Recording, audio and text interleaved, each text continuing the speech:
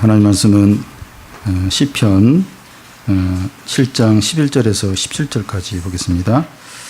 구약 807페이지 부분입니다.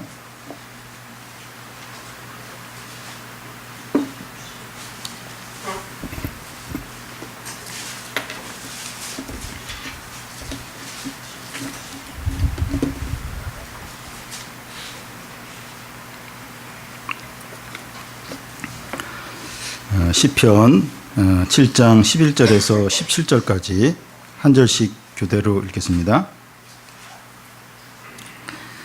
하나님은 의로우신 재판장이시요 매일 분노하시는 하나님이시로다. 사람이 회개하지 아니하면 그가 그의 칼을 가시며 그의 화를 이미 당겨 예비하셨도다. 죽일 도구를 또한 예비하시며 그가 만든 화살은 불화살들이로다.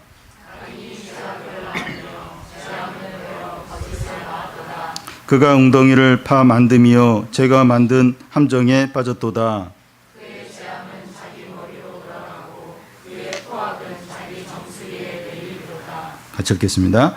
내가 여호와께 그의 의를 따라 감사하며 지존하신 여호와의 이름을 찬양하리로다. 아멘. 시편 7장은 이 다윗의 시입니다. 7장 시편 7장의 이제 제목이 그 7장 그 제일 앞에 보면 이 다윗의 시가요 베냐민 구시의 말에 따라 여호와께 드린 노래라 그렇게 되어 있습니다. 베냐민 사람 구시가 이제 누구인지 알 수 없지만 이 베냐민 그 출신인 사울 왕과 이 베냐민 사람들이 이 다윗을 오랫동안 모함을 하고 공격을 했습니다. 그 일이 이제 이 시의 이제 배경인데요. 다윗은 사울 왕을 비롯한 이 베냐민 사람들로부터 얼마나 위급한 모함과 이제 공격을 받았는가 하면 맹수가 사슴을 잡아서 막 찢어서 막 잡아 먹으려고 하는 이제 그런 어떤 상황이었다고 말합니다. 하나님께서 지켜주지 않으면 당장이라도 끝장날 수밖에 없는 그런 위급한 상황이었습니다. 다윗 주위에 있는 이 대부분의 사람들은 다윗을 비난하고 또 모함하고 없애려고 하는 사람들 뿐이었습니다. 그런 가운데서 다윗은 하나님 앞에서 자기가 얼마나 존귀한가 또 의로운가 하는 것을 끝까지 이제 붙들고 사람의 마음을 보시는 하나님께 자기를 이제 다 맡깁니다. 그런 하나님을 이제 자신의 방패로 이제 삼습니다. 다윗은 이 마음이 정직한 자를 구원하신 하나님, 이 하나님을 자신의 방패로 삼는 겁니다. 다윗 주위에는 그를 비난하고 모함하고 또 없애려고 하는 사람들 뿐인데 다윗은 하나님만을 자기의 방패로 이제 삼는 겁니다. 이런 다윗이 어떻게 되겠습니까? 이 다윗을 다 잡아먹으려고 그래요. 그리고 막 다 모함하고 욕하고 비난하고 막 그런 사람들 뿐이에요. 근데 다윗은 그 마음이 정직한 자를 구원하시는 하나님만 다 자신의 방패로 삼는 거예요. 상황 다 최악인데 사람들 다 자기 없애려고 하는데 다윗은 하나님만 이제 방패로 삼는 겁니다. 이런 다윗이 이제 어떻게 됩니까? 이 시간에는 그 시편 7장 후반부를 살펴볼 텐데 이런 다윗의 운명이 어떻게 되는가 하는 것을 이제 보여줍니다. 지난 시간에 그 7장 1절에서 10절까지 우리가 살펴봤고 이 시간에는 11절부터 그 마지막 절 17절까지 살펴보게 되는데요. 하나님께서 악인들을 어떻게 심판을 하시고 또 다윗을 어떻게 구원하시는가 하는 것을 보여줍니다. 먼저 이제 하나님 어떤 분인가 하는 겁니다. 11절을 보면 하나님은 의로우신 재판장이시며 매일 분노하시는 하나님이시로다. 여러분 사람들에게 하나님이 어떤 분입니까? 이렇게 물어보면 사랑의 하나님, 은혜의 하나님, 구원의 하나님 이렇게 말할 겁니다. 이 교회 이름 중에서도 이 사랑이라 또 은혜라는 그런 단어가 들어간 교회 이름들이 많습니다. 그런데 하나님은 공의의 하나님이시기도 하다는 겁니다. 근데 사람들은 사랑의 하나님, 은혜의 하나님 이건 좋아하는데 공의의 하나님은 별로 안 좋아해요. 별로 안 좋아합니다. 그런데 하나님은 공의의 하나님이시라는 거예요. 하나님은 의로운 재판장으로서 매일 분노를 하신다는 겁니다. 참 이 표현이 조금 특이한 표현인데요. 하나님은 의로운 재판장으로서 매일 매일 분노를 하신다는 겁니다. 집에서나 이 직장에서나 친구들 중에 매일 불평하는 애가 있어요. 매일. 만나면 불평해요. 불평. 이 친구는 이 가족 중에 이제 그런 사람이 있다면 그 가족은 또 직장에 그런 사람이 있다면 그 사람은 자기 입장에서 이제 모든 게 못마땅한 거예요. 화가 나니까 입만 열면 이제 불평을 하는 겁니다. 근데 하나님도 매일 분노를 하신다. 매일. 매일. 왜 하나님이 이렇게 매일 분노를 하십니까? 하나님도 짜증이 많으신 거예요? 화가 많으신 겁니까? 뭔가 이게 불만이 많으신 겁니까? 왜 하나님도 매일 분노를 하신다. 매일 왜 하나님이 분노를 하십니까? 하나님께 매일 분노하시는 이유가 뭡니까? 하나님은 그 의로운 재판장으로서 이 사람들의 그 죄악과 이 불신앙과 교만 때문에 이렇게 이 분노를 하시는 겁니다. 하나님 뭐가 이렇게 못마땅하셔서 그게 아니라 사람들이 매일 이 불신앙 가운데 또 죄악 가운데 교만한 가운데 사니까 하나님 매일 그걸 보시면서 이제 분노를 하시는 겁니다. 그러니까 하나님 공의로우세요. 너무 공의로우십니다. 근데 사람들이 너무 죄악 가운데 사는 거예요. 너무 교만한 거예요. 그러니까 이 공의로운 하나님 이걸 못 견디는 거예요. 견디지 못하는 거예요. 이 공의로운 이 성품을 가지셨기 때문에 이걸 견디지 못하는 사람들이 너무 죄악 가운데 너무 교만하고 너무 이제 불신앙 가운데 사니까 그걸 막 견디지 못하고 매일 분노를 하신다는 겁니다. 어떤 사람이 그 유엔에 이제 건의를 해서 1년 중에 하루만 온 세상에 있는 분쟁 지역에서 전쟁을 하지 말자 이런 건의를 하고 그런 운동을 한 적이 있습니다. 그래서 막 여러 분쟁 지역에 찾아가는 거예요. 그래서 몇 날 며칠 그날은 우리 그 총을 쏘지 말자, 싸우지 말자. 이제 그런 어떤 막 캠페인 운동을 이제 벌린 적이 있습니다. 그러니까 세계 여러 곳에서 하루도 빼놓지 않고 그러니까 이렇게 하루만이라도 총을 안 쏘고 이렇게 안 싸우는 그런 날이 없다는 거예요. 매일 죽이고 또 막 총을 쏘고 또 테러를 일으키고 그러니까 하루도 그렇게 하지 않는 날이 없다는 거예요. 그러니까 이 세상이 이런 겁니다. 그렇게 사람들이 죄를 짓고 서로를 해치고 불의를 행하고 그러니까 의로운 재판장이신 하나님이 매일매일 분노를 하지 않을 수 없다는 거예요. 표현이 참 특이한데 하나님은 의로운 재판장이시니 매일 분노하시는 하나님이십니다. 이 사람들의 교만과 죄악과 또 악함과 거짓과 음란과 그 불신앙과 이거 보면서 매일매일 분노를 하신다는 겁니다. 여러분 하나님은 이 공의의 하나님으로 이 불의와 거짓과 죄악과 불신앙에 대해서 분노하십니다. 하나님은 사랑과 은혜의 하나님도 맞지만 공의의 하나님이십니다. 그런데 사람들은 이 공의의 하나님은 생각하지 않으려고 해요. 잊어버려요. 이 공의의 하나님 잊어버립니다. 그런데 하나님, 이 공의의 하나님 맞습니까? 그 증거들, 하나님이 공의의 하나님이다. 이 증거들이 너무나 많이 있는데요. 물로 세상을 심판한 노아의 어떤 대홍수나 또 소돔과 고모라가 하늘에서 이제 유황불이 들어서 이제 망했는데 이제 그런 일이나 또 애굽왕 바로를 10가지 재앙으로 심판한 일이나 또 초대교회 아나니아와 삽비라가 헌금을 하면서 거짓말을 했어요. 하나님 쳐서 죽게 했습니다.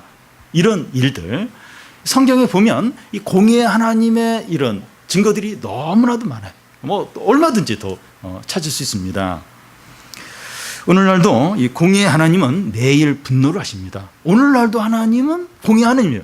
의로우신 재판장으로 매일매일 분노를 이제 오늘날도 하고 계십니다.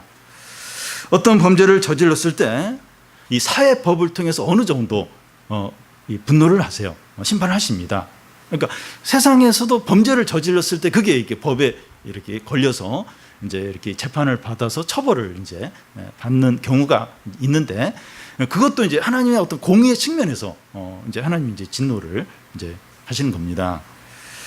5.18 광주 민주화 항쟁이 일어난 이제 30여 년이 지났는데 또 새로운 사실들이 막 밝혀집니다. 그러면서 그 책임자에게 도의적으로 법적으로 책임을 지금 이제 묻는 일이 지금 이루어지고 있습니다.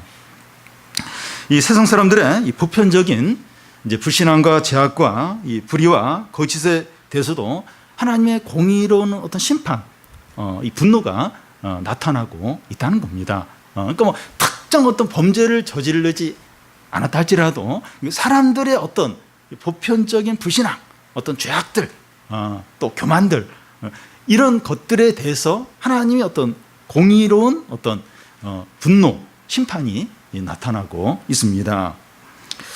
여러분, 그 200년 전만 해도 나라마다 조금 다르긴 했지만 기독교가 아주 왕성한 부흥이 일어나고 막 놀라운 어떤 그런 성령의 역사가 일어났던 그런 곳들입니다. 영국 같은 나라는 너무 놀라운 이 부흥들이 일어났던 곳입니다. 그런데 지금은 축구가 종교예요, 종교.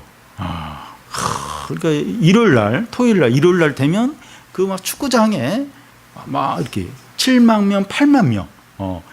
그리고 이 축구 이 입장료가 절대 안 싸요. 5만 원, 6만 원, 7만 원 돼. 그러니까 축구 경기 하나 보는데 6만 원, 7만 원을 내요. 근데 막 그 7만 석, 9만 석 되는 그 좌석이 다 차요. 너무 사람들이 열광해서 다 서서 막 응원을 합니다. 교회는 텅 비어요, 텅 비어. 큰 교회 이렇게 들어가 보면 여름인데도 눈이 와 있어요. 할머니들, 할아버지들, 흰머리인 분들만 한 20, 30명. 한 500석, 600석 큰 교회 20, 30명의 할머니, 할아버지들만 앉아있고 그 큰 교회들이 관광지입니다, 관광지. 참, 100년 전, 200년 전에 이 교회가 큰 부흥을 했는데 이러면서 사람들이 관광지로 교회 구경하러 오고 그런 교회들이 뭐 술집, 그 스포츠 센터, 그리고 무슨 그런 어떤 오락, 어떤 그런 센터로 바뀌는 겁니다. 팔려서 그렇게 되든지 아니면 이슬람권에서 자기네 어떤 그런 사원으로 사들이든지 지금은 이게 이 기독교의 어떤 게 다 떠났습니다. 물론 그래도 그런 가운데서 신앙을 지키는 분들이 있어요. 근데 소수고 교회가 이제 다 이제 몰락했고 뭐 동성애 그 합법화 그런 운동 막 이렇게 대대적으로 벌리고 어떤 쾌락들, 술, 마약 이게 이제 사람들의 마음을 다 차지해 버렸습니다. 그런 유럽 사람들이 최근에 테러로 인해서 얼마나 공포 가운데 휩싸여 있는지 모릅니다. 그러니까 막 사방에서 막 이제 그냥 한 주 사이로 계속해서 이제 테러들이 일어나고 있습니다. 지난주에 그 스페인에서 이제 테러가 이제 일어났는데요. 스페인은 13년 만에 처음 테러가 이제 일어났다고 합니다. 근데 그 도시, 그 스페인의 휴양 도시인데 주중에 이제 거기에 이제 테러가 일어났습니다. 차량 이제 테러인데 우리 디모데 자매 중에 한 자매가 스페인에 이렇게 거기를 갔다가 전날 그 휴양 도시를 방문했던 거예요. 그 테러가 일어나기 전날.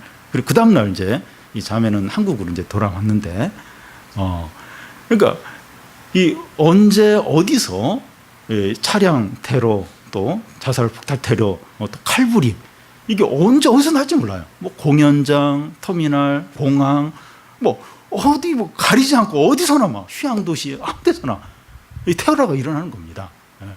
그래서 사람들이 그 유럽에 있는 사람들이 다 그러니까 이 지하철을 타면서 공항에 어디 가면서 또 휴양 도시 어디 놀러 가면서 불안하는 거예요. 언제 차량이 뭐 덮칠지 모르고 언제 칼부림이 일어날지 모르고 언제 이 자살 폭탄 테러가 일어날지 모르니까 사람들이 두려움 가운데 빠져 있습니다. 이 IS 소행인데 뭐 IS가 지금 잘하고 있다 그런 얘기가 절대 아니라 공의의 하나님께서 이런 것들을 통해서 유럽 사람들의 어떤 불신앙과 죄악과 교만에 대해서 분노하고 계신다고 이제 볼 수가 있습니다. 우리 사회에 또 여러 가지 어려움들이 있는데 경제적인 어려움과 또 취업의 어려움 또 이 먹을거리의 어떤 오염, 불신들 또 북한의 핵 문제 이런 것들이 우리에게 이제 큰 어려움들인데 하나님께서 공의의 하나님이 우리 국민들의 교만들, 불신앙들, 죄악들에 대해서 진노하고 계시다 하는 것으로 이제 볼 수가 있습니다. 여러분, 하나님은 공의의 하나님이세요. 사랑과 은혜의 하나님도 맞지만 공의의 하나님입니다. 의로운 재판장으로서 매일매일 분노하시는 하나님이십니다. 이 사람들의 어떤 죄악, 교만, 불신앙, 또 거짓됨 견디지 못한 하나님이 그냥 이거 죄스러운 하나님이고 그냥 이렇게 어떤 인간적인 어떤 세속적인 그런 하나님이시라면 이렇게 진노를 안 해요. 분노를 안 하십니다. 근데 너무나도 거룩하고 의로우신 하나님입니다. 하나님이 이 세상을 공의로, 거룩으로, 의롭게 창조를 하셨어요.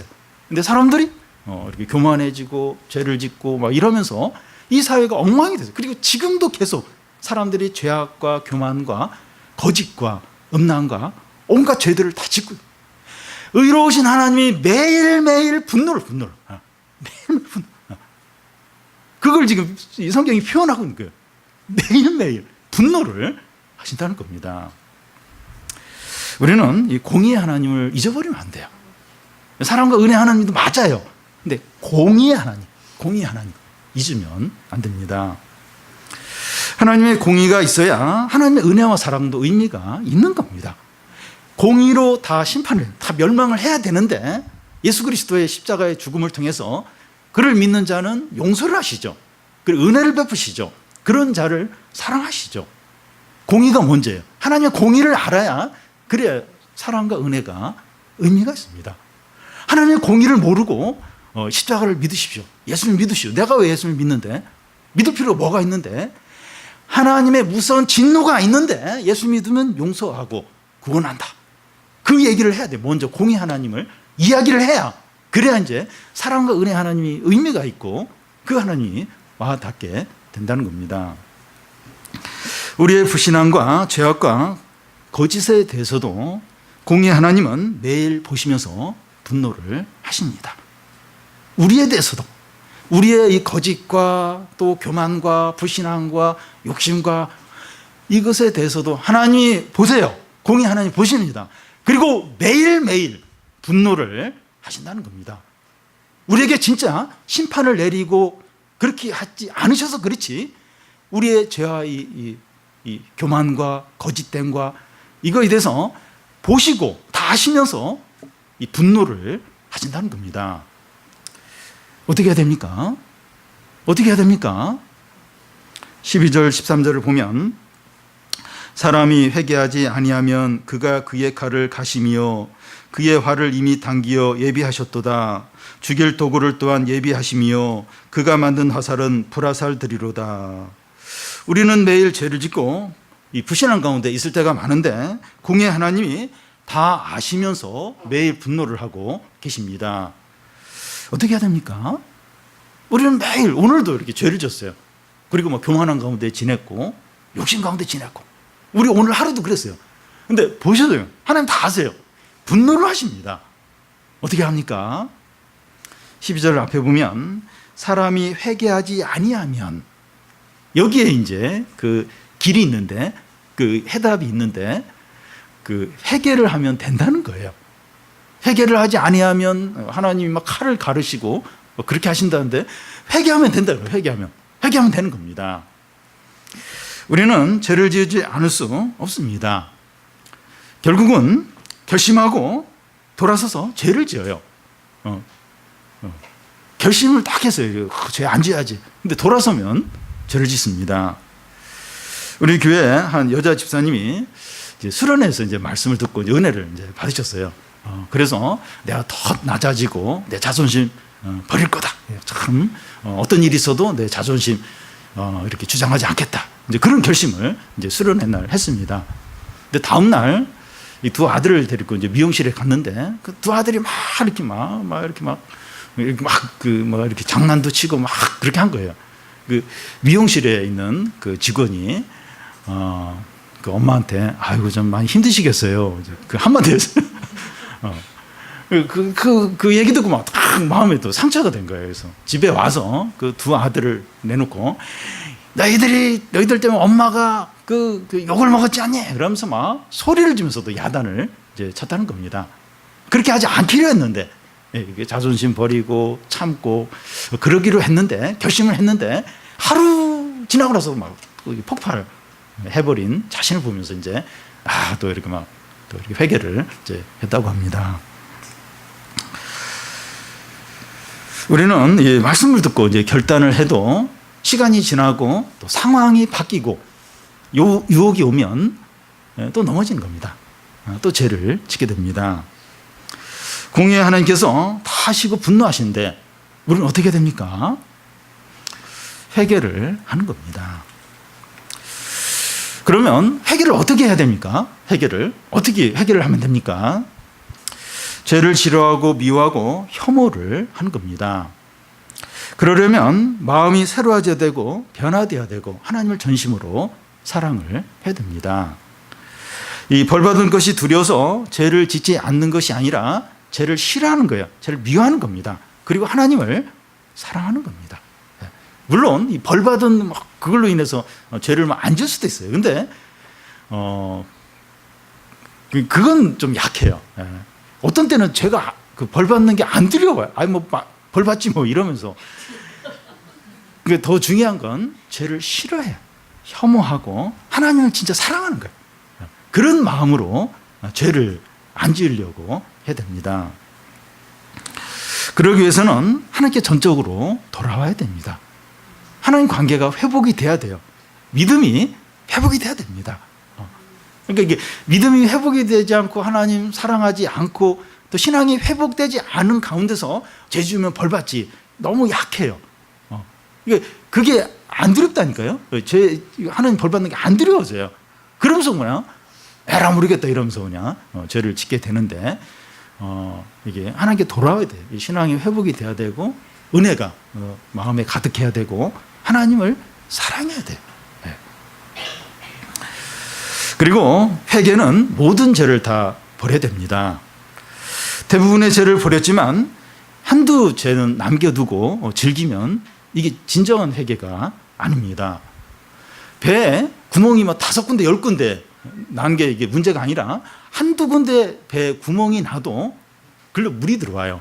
그래서 결국 배가 침몰하게 된다는 겁니다. 어떻게 죄를 다 버릴 수 있어? 한두 가지는 남겨놔야지. 그래야 그래도 좀 재미가 있지. 무슨 재미로 살아? 이게 죄가 있어야 그래도 이거 이렇게 그러면서 이렇게 위로를 삼지. 그러니까 우리 마음속에 그런 마음이 있어요. 어떻게 죄를 다 버리냐? 한두 개는 남겨둬야지. 근데 그 한두 개를 통해서 은혜가 계속 새나가는 거예요. 항아리에 이제 뭐 장을 담든지 뭘 담아놨는데 구멍이 생기고 금이 가면 그 금간대로 이제 이게 국물이 다 빠지는 거예요. 이 중요한 게 다 빠지는 겁니다. 그 한두 죄로 인해서 사단이 계속 그거 가지고 공격을 해요. 은혜를 빼앗아가고 기쁨을 빼앗아가고 성령의 능력을 빼앗아 간다는 겁니다. 그래서 이 회개라고 하는 건 죄를 다 버리는 겁니다. 다. 사랑의 하나님이신데 하나님 나에게 큰 은혜를 베풀어 주셨는데 내가 어떻게 한두 가지 죄를 남겨두어서 계속 이렇게 성령을 불편하게 하고 은혜를 잃어버릴 수 있겠는가? 그래서 그 한두 가지 죄에 대해서도 버리라는 겁니다. 아까워하지 말라는 겁니다. 그리고 아무리 크고 심각한 죄라도 진정으로 회개를 하면 다 용서를 받을 수 있어요. 아무리 큰 죄를 할지라도 회개를 하면 다 용서된다. 근데 회개하지 않으면 그 죄는 그대로 있는 거예요. 그대로 있고 하나님의 분노가 있습니다. 하나님의 심판이 그 죄로 인해서 임하게 된다는 겁니다. 그러니까 이 죄를 가리는 게 문제예요. 숨기는 게 문제예요. 이렇게 아무렇지도 않은 것처럼 자꾸 이렇게 하나님 앞에서 점잖게 나오는 게 문제입니다. 죄를 해결을 하는 거죠. 죄를 해결하고 인정을 하는 거예요. 고백을 하는 겁니다. 하나님께 도움을 이제 구하는 겁니다. 그러면 다 용서가 돼요. 다 아무리 심각한 큰 죄를 할지라도. 근데 회개하지 않으면 그대로 있는 거예요. 하나님 매일 진노를 하세요. 그 죄 때문에 은혜를 안 주세요. 기쁨이 없어요. 근데 회개하기만 하면, 인정하기만 하면, 고백하기만 하면 다 회개를, 다 용서를 해주십니다. 회개하지 않는 자는 얼마나 위험한지 모릅니다. 12절에 보면 사람이 회개하지 아니하면 그가 그의 칼을 가르시며 그의 활을 이미 당기어 예비하셨도다. 회개하지 아니하면 그가 그의 칼을 간다는 겁니다. 여러분 한번 상상을 해보시죠. 하나님이 칼을 갈고 있어요. 네가 회개하지 않아? 그래서 슥싹슥싹 칼을. 야, 표현이 참 이렇게 표현을 하고 있습니다. 사람이 회개하지 않으면 그가 그의 칼을 가르심이요. 그 제삿날, 잔칫날, 이 살찐 돼지를 잡으려고 주인이 이제 이렇게 칼을 이제 가는 것과 같습니다. 그의 활을 이미 당기어 예비를 하셨다는 겁니다. 이것이 어떤 것인가 하면 이 활을 장전해서 활시를 이렇게 당기고 있는 거예요. 근데 아직 놓지는 않았습니다. 놓으면 이제 바로 목표를 향해서 달려가죠. 사람이 회개하지 않으면 하나님 활시를 딱 당기고 준비하고 있다는 거예요. 놓으면 그대로 달려가서 그 심장을 뚫든지 그대로 목표물을 맞추는 겁니다. 사람이 회개하지 않으면 활시를 당겨서 예비하고 있다는 거예요. 당겼다. 놓으면 이제 끝나는 겁니다. 마치 저격병이 타켓이 되는 사람을 조준하면서 방아쇠를 당기려고 지금 준비를 하고 있는 것과 같아요. 계속 그 사람이 움직이는 대로 이 동선에 따라서 계속 이 총구가 이제 그 사람을 향하고 있는 거예요. 당기기만 하면 총알이 날아가서 그 사람은 바로 뚫게 됩니다. 얼마나 위험한지 모릅니다. 또 이제 13절을 보면 죽일 도구를 또한 예비하시며 그가 만든 화살은 불화살이로다. 칼, 활 정도가 아니라 죽일 도구를 준비해 놨다는 겁니다. 이게 무슨 도구인지 모르겠어요. 오늘날로 말하면 뭐 대포나 무슨 이런 거죠. 죽일 도구를 준비를 해놓고 있다는 겁니다. 그리고 이렇게 하나님이 준비한 화살은 불화살. 그러니까 맞으면 그냥 탁 태워버리는 거예요. 그냥 고통을 주는 정도가 아니라 집이든 뭐든 그 사람 물건이든 그 사람 자신이든 다 태워버리는 불화살이라는 겁니다. 누가 하나님의 진노와 심판을 피할 수 있습니까? 회개하는 사람보다 더 위험하고 절망적인 사람이 있습니까? 빚 문제나 또 질병 문제나 사업의 어려움이나 자녀의 성적 문제 이런 것이 심각하다고 해도 이 사람보다 더 심각합니까? 회개하지 않는 사람, 이 사람보다 더 심각합니까? 칼을 갈고 있고 활시를 당기고 있고 죽일 도구를 다 준비해 놓은 상황에서 벗어나는 것보다 더 시급한 것이 있습니까? 지금 총을 장전해가지고 지금 계속 동선을 따라서 지금 쏘려고 방아쇠에 손이 간 상태에서 계속 이제 그 사람을 이렇게 조준하고 있어요. 거기서 벗어나는 것보다 더 시급하고 중요한 게 있습니까? 아무리 질병 문제, 경제적인 문제, 사업 문제, 자녀 어떤 진로 문제가 심각하다 할지라도 이것보다 더 심각한, 이것보다 더 시급한 어려움이 있습니까? 죄를 버리고 회개하고 하나님께 돌아오고 신앙을 회복하는 것보다 더 시급한 것, 더 중요한 게 있습니까? 만약에 우리에게 회개하지 않는 죄가 있거나 하나님께 전심으로 돌아오지 않는 그런 상태에 있는 사람이 있습니까? 오늘 말씀 들으면서 내가 지금 회개하지 않는 죄가 있구나, 내가 하나님께 전심으로 안 돌아왔구나, 그걸 이렇게 느끼는 분이 있습니까? 그렇다면 다른 것들 다 제쳐놓고 빨리 회개하고 하나님께 전심으로 돌아야 됩니다.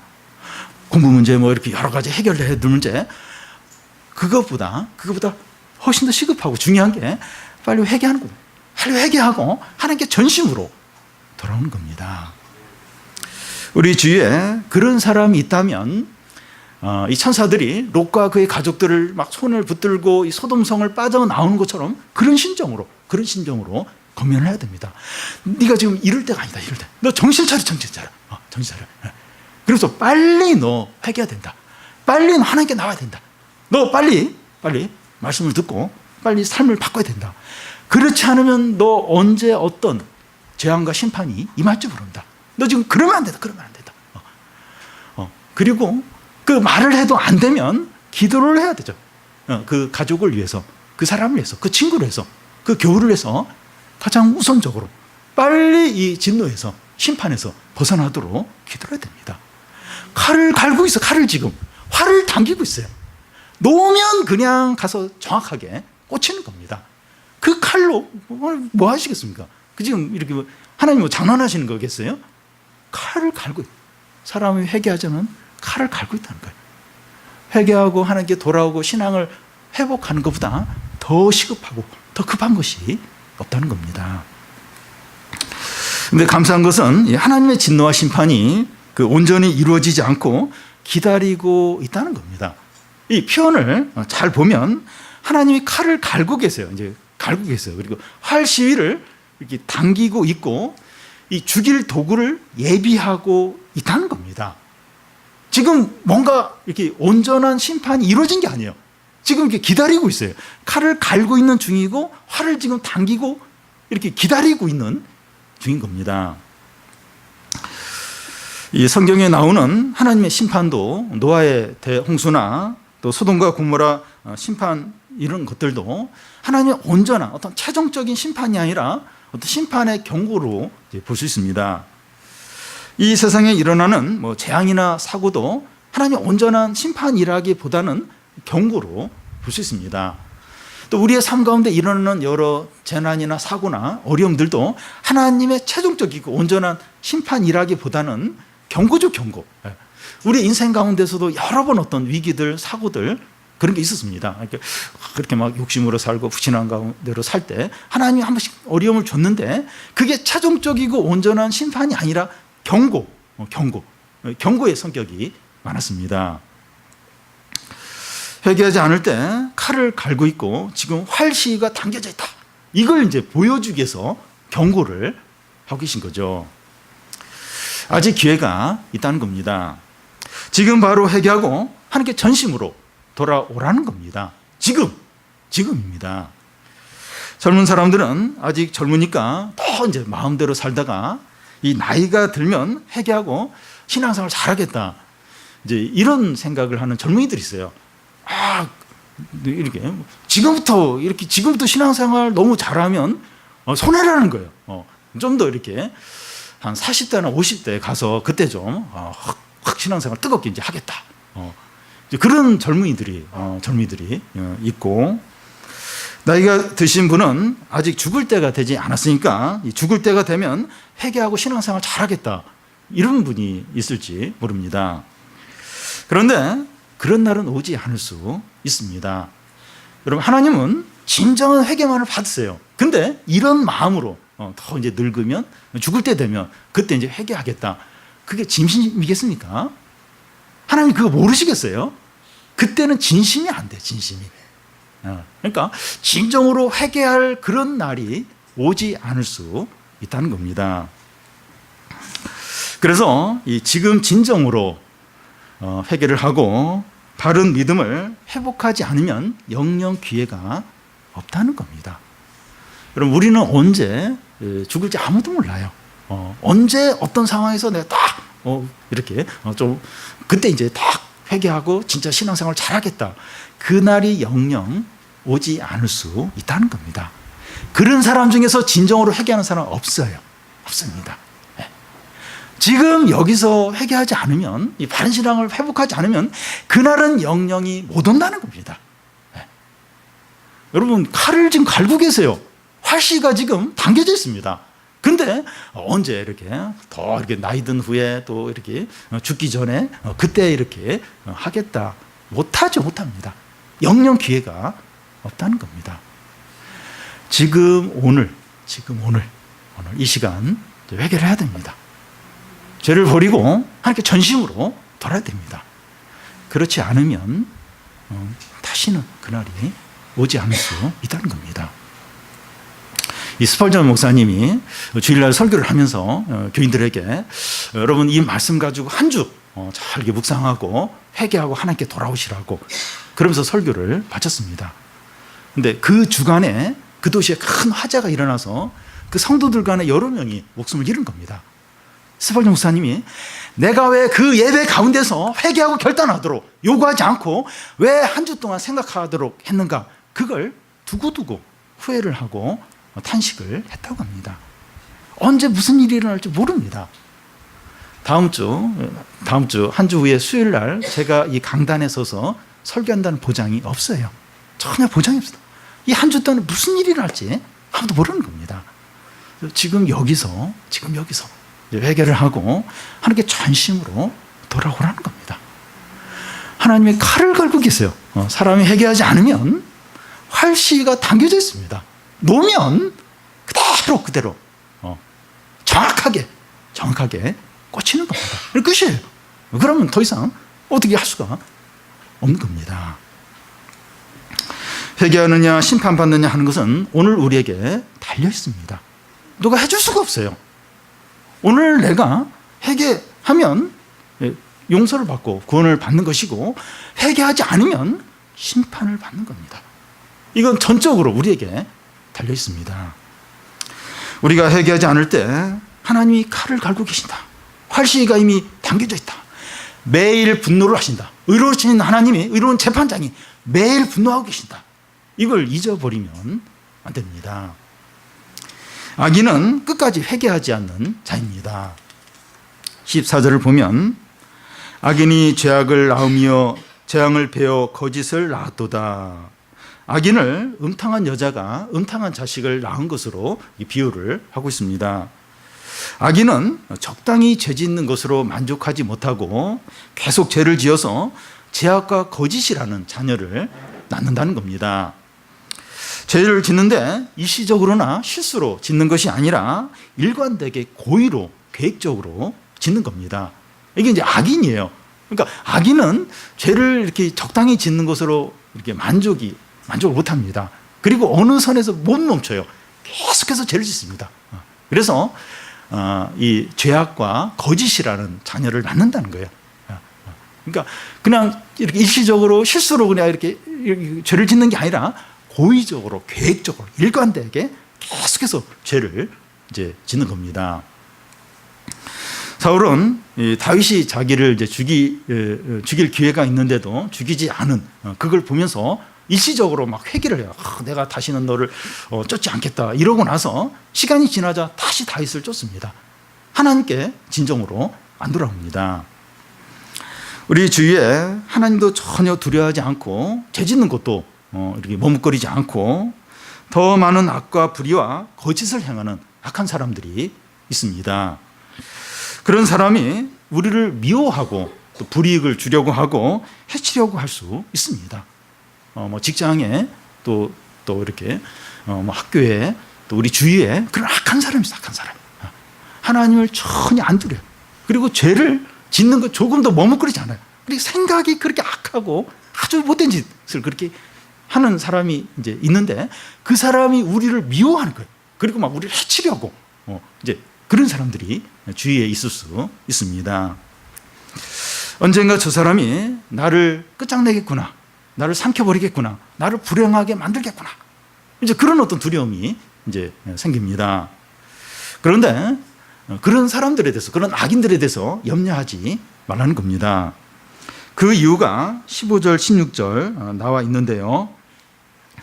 그가 웅덩이를 파 만듦이여 제가 만든 함정에 빠졌도다. 그의 재앙이 자기 머리로 돌아가고 그의 포악이 자기 정수리에 내리로다. 악한 자가 다른 사람을 함정에 빠뜨리려고 함정을 파놓고 자기가 그 함정에 이제 빠지는 겁니다. 자기가 빠지든지 자기 사랑하는 아들이 빠지든지 하는 겁니다. 자기가 넘어가는 겁니다.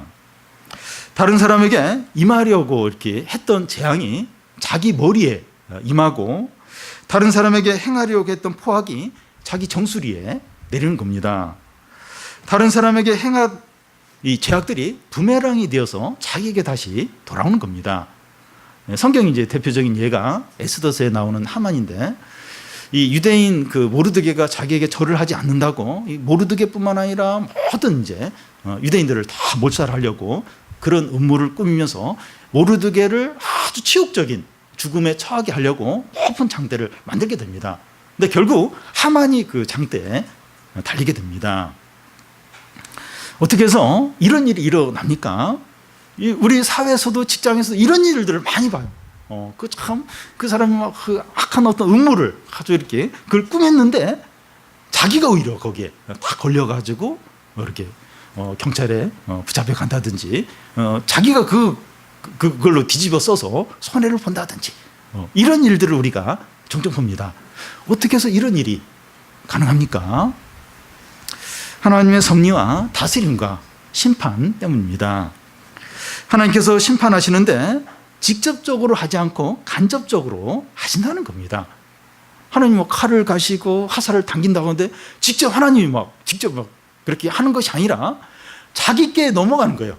그 악한 일을 주도를 했는데 부메랑이 되어서 자기에게 돌아오면서 스스로 그냥 몰락을 이제 하는 겁니다. 하나님이 이런 식으로 하나님의 섭리와 하나님의 어떤 심판으로 인해서 사람들이 악인들이 스스로 망하도록 스스로 자기 함정에 빠지고 스스로 자기께 넘어가고 또 어떤 악한 어떤 행위가 부메랑이 되어서 자기에게 다시 돌아오고 이런 식으로 해서 심판받도록 멸망하도록 하시는 겁니다. 그래서 우리는 그 악한 자들이 이제 하는 말이나 또 꾸미는 음모나 불의한 행동으로 인해서 낙심하지 않도록 해야 됩니다. 당장 뭐 망할 것 같아, 끝장날 것 같아. 당장 뭐 나도 뭐 똑같이 그 이렇게 불법을 할 수도 없고 악하게 할 수도 없고, 근데 그냥 당해야만 하는데 진짜 비참하게 끝날 것 같은 거예요. 근데 절대로 낙심하지 말라는 거예요. 두려워하지 말라는 겁니다. 지금 대단하게 보여도 시간이 지나면 스스로 망한다는 겁니다. 그러니까 우리는 자꾸 현재만 봐요. 현재만 보니까 자꾸 낙심하게 돼, 두려워하게 됩니다. 그리고 우리도 불법적인 방법을 써야 되나, 인간적인 방법을 써야 되나, 그런 유혹을 받게 되고, 그러니까 현재를 보니까 그래요. 그런데 끝을 보라는 끝을, 그리고 그 본질을 보라는 거예요. 그냥 놔둬도 스스로 망한다는 거예요. 스스로 무너진다는 겁니다. 우리는 세상에서 그런 사람들, 또 회사 안에서 그런 사람들, 또 그런 회사들, 그런 기업들, 그런 나라들을 많이 보고 있어요. 많이 보고 있습니다. 한때는 대단했어요. 사람들 막 두렵게 했어요. 근데 스스로 몰락을 하는 거예요. 자기께 자기가 넘어가는 겁니다. 그런 회사들, 그런 사람들, 우리는 너무나 많이 보고 있습니다. 사람들은 운이 나빠서 그렇다 그래요. 운이 나빠서 그렇다고 하는데 하나님이 간접적인 심판을 하신 거죠. 하나님 심판하신 거예요. 하나님의 섭리대로 된 것입니다. 그리고 우리는 그 욕심이나 죄나 거짓이나 이 불의한 방법으로 뭔가를 하려고 하지 않아야 됩니다. 그러니까 악인들은 그렇게 하는데 우리도 욕심을 가지고 어떤 죄로 불의하게 우리도 뭔가를 하고 싶은 이제 그런 생각이 들 때가 있는데 그렇게 하지 말라는 거예요. 이게 욕심이다, 이게 죄다, 이게 불법이다, 이게 하나님이 기뻐하는 것이 아니다, 그렇게 하지 말라는 거예요. 왜냐하면 죄가 잉태해서 죄를 낳아요. 죄가 잉태해서 죄악을 낳습니다. 그러니까 시작이 죄면, 시작이 욕심이면, 시작이 불이면, 시작이 불법이면 그 나머지 열매도, 그 나머지 결과도 불이고 불법이고 죄악이라는 겁니다. 그래서 시작부터, 처음부터 이 불법이나 거짓이나 또 어떤 그런 걸로 이제 아예 시작을 하지 말라는 겁니다. 죄와 욕심으로 시작했는데도 잘 되면 일시적으로 잘 되는 거예요. 일시적으로. 그러니까 주위에서 보면 불법인데 죄악인데 잘 되는 사람이 잘 되는. 일시적으로 잘 되는 거예요. 끝은 안 그래. 끝은 절대로 안 그렇습니다. 스스로 몰락을 해요. 스스로 몰락을 이제 하게 됩니다. 그래서 우리는 죄와 욕심과 거짓으로 어떤 일도 시작하지 않으려고 해야 됩니다. 절대로 불효하지 마십시오. 저 사람은 이렇게 믿음이 있다고 해도 그냥 믿음으로 하지 않고 저렇게 막 욕심으로 인간적인 방법으로 하는데 돈도 잘 벌고 승진도 하고 또 막 길도 잘 열리고 사람들에게 인정받고, 절대로 불효하면 안 돼요. 절대로 흉내내지 마십시오. 그러니까 너무 힘들어요. 나도 그렇게 하고 싶은데, 나도 빨리 되고 싶은데 너무 힘들어요. 너무 절대로 불효하면 안 돼요. 절대로. 그래서 뭐 청년들 같은 경우 이성 결혼 이렇게 생각을 하면서 보면 뭐 이렇게 뭐 신앙으로 막 기도하고 이런 것보다도 그냥 잘생기고 돈 많고 또 직장 이렇게 하고 또 아주 이렇게 세련되고 또 예쁘고 이런 사람을 이제 이렇게 선택을 하고 싶어요. 지금 다 그러니까 다 예쁘면 모든 게 다 용서가 돼요.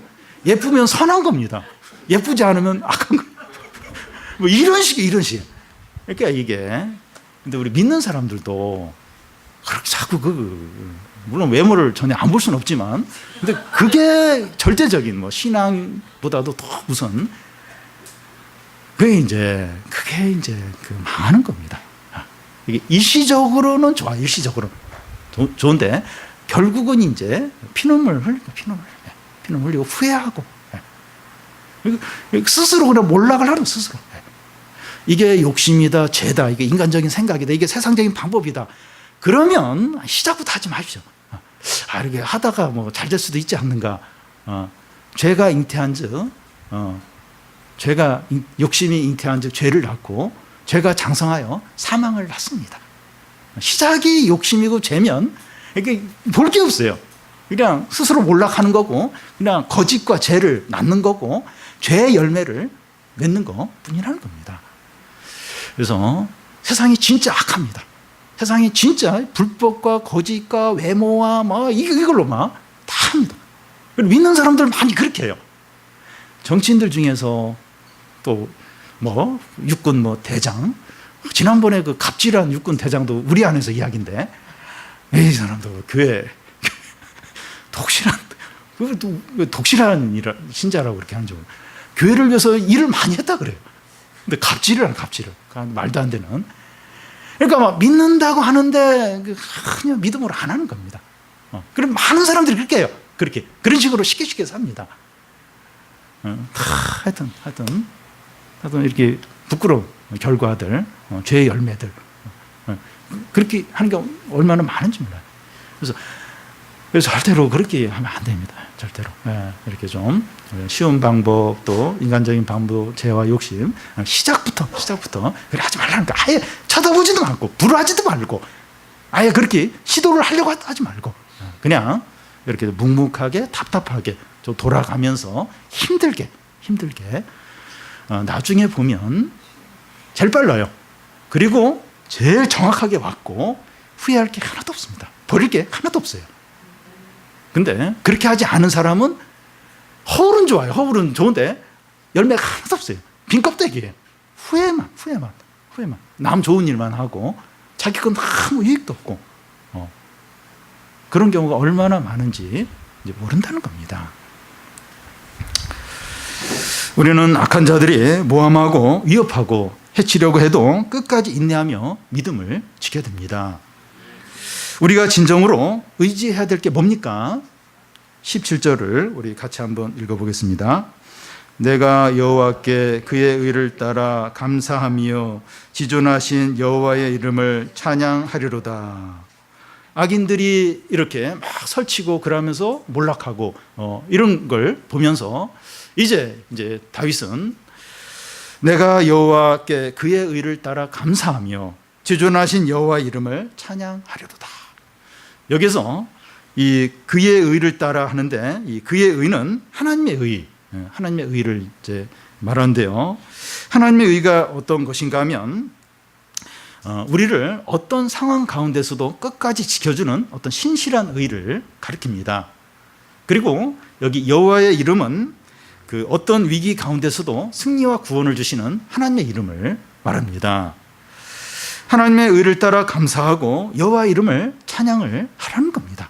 악인들이 또 막 욕심 많은 사람들이 막 해서 막 일이 잘 되고 막 자랑하고 막 아무리 그렇게 해도 하나님의 의를 감사하고 그리고 여호와의 이름을 찬양을 하는 겁니다. 두려워하거나 낙심할 것이 없습니다. 두려울 게 전혀 없어요. 염려할 게 전혀 없습니다. 우리가 염려할 거 있어요. 염려할 거 딱 하나가 있는데 그게 뭔가 하면 회개하지 않는 죄가 있다면 염려를 하라는 겁니다. 하나님과 관계가 막혀 있다면 염려를 하라는 겁니다. 생각나는 죄가 있으면 회개하고 하나님께 전심으로 돌아오라는 겁니다. 지금 이렇게 하시기 바랍니다. 지금 이거보다 시급한 게 없어요. 중요한 게 없습니다. 오늘 우리 좀 주님께 잘 나왔는데 이 시간에 다른 무엇보다도 회개를 하는 겁니다. 회개를 하고 하나님께 전심으로 나오는 겁니다. 지금 우리가 어떤 상황에 있더라도 하나님의 신실한 의에 감사를 하고 여호와 이름의 이름을, 그 크신 이름을 찬양하는 우리 성도들이 다 되시기를 바랍니다.